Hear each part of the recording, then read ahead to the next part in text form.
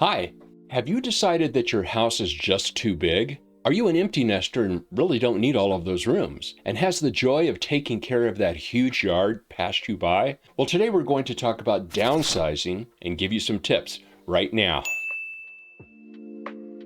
About 51% of folks in their 50s decide to downsize from their family home, while the rest are planning to stay in their current home as long as they can. Funny enough, as my wife and I spent all day last weekend spring cleaning our half-acre, two-story home, my wife turned to me and said that she was ready to get a smaller home and a smaller yard.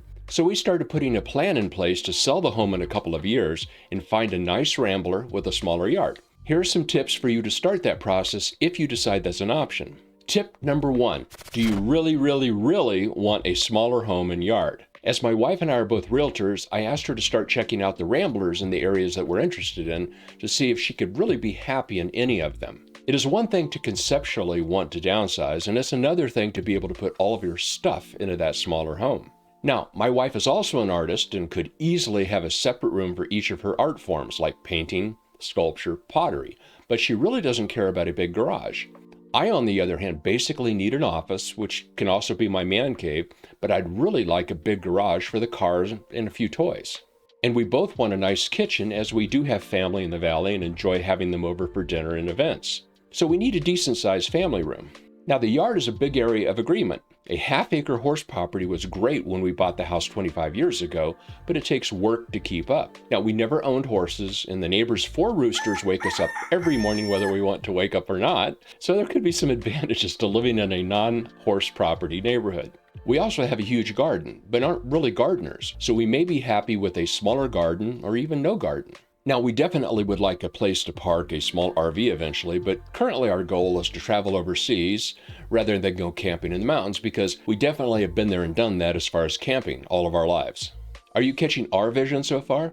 What is your vision? You need to figure out if you can really downsize and still maintain the lifestyle that you want.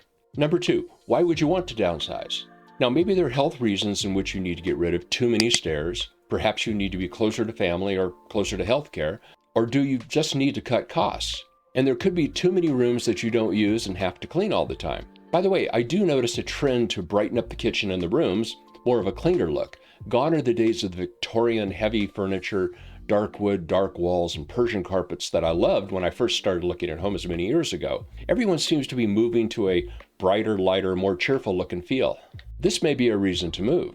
Also, maybe your neighborhood has changed in the last 25 years and is no longer a place you would have chosen to move to in the first place. And my favorite, being new to Utah, 25 years ago we bought a north-facing home, and the last heavy snow season convinced me that our next house will be west or south-facing. Tip number 3. Okay, you want to downsize. Now it's time to declutter. Most of us have 25 years of stuff that we once thought were very important to keep. Many of us have had parents or still have parents who were influenced by the Depression, and they never threw anything away. So how much stuff do you have that you really don't need anymore? But what about the memories? My mom gave me a box a few years ago with all of my school pictures, report cards, and every letter I wrote to her while I was in the military during the 1970s. So we all have items that we really don't need, but may be hard to throw away. Do we even know how much stuff we have? Where's it all hidden? And this can be overwhelming.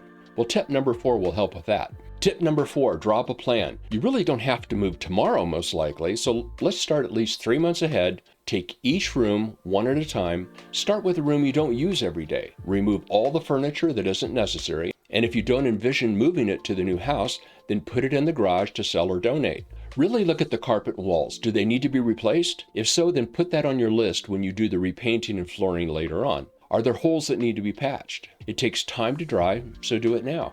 Declutter that room now while you can see what is excess.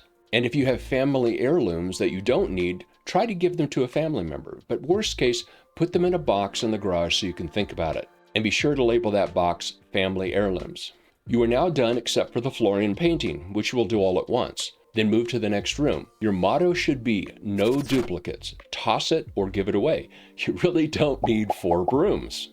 Tip number 5, yard and outbuildings. If you're moving to a smaller yard, you really need all the tools in your potting shed. Start to declutter the yard by putting all of the extra hoses, sprinkler parts, extra wood, etc. into a pile and take it to the dump. So put it all in one place so that your yard looks decluttered when you are finished with the process. It'll help you move to the next step. Check out the sheds and outbuildings one at a time. Do the same thing you did with the interior rooms. You will be amazed at all the things that you find that you forgot about, or that you had to buy 5 of over the years because you forgot where you put it. Tip number 6, the exterior of the house.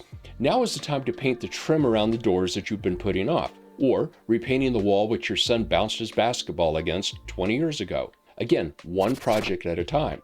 Are there loose shingles or siding that could be fixed? Tip number 7, invite your realtor to do a walkthrough. Now, you need a separate pair of eyes that haven't lived in the house for 25 years. I always do a walkthrough with my clients a month before they want to sell the house. Then I help them prepare an ABC list. A is a must be done, things like bright purple walls, broken windows, holes in the wall, etc. It's really going to hurt the value if you don't fix an A. B would be things that might add value, but you could still sell your house without it, most likely.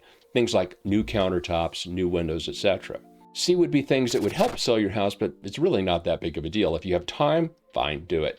Your realtor should also be able to tell you what projects would not add value to your home. For example, you may want new windows, but you don't have to get the top of the line triple pane windows that the window shop is selling. Another item is solar panels. If you're thinking of moving, it is probably not a good idea to spend the money for solar panels because many buyers really don't care about them and they're not willing to pay more for your house for the panels. I see swimming pools kind of in the same category. Now, if you are in Arizona, a pool is a big plus, but in Salt Lake, not so much. Now, there are many more items and recommendations I could make, but those are the biggies. Remember, one room or one area at a time, or the project may become too intimidating and overwhelming. So be sure to watch my videos on aging in place and helping your parents move out of their home. Thanks, appreciate the time. See ya.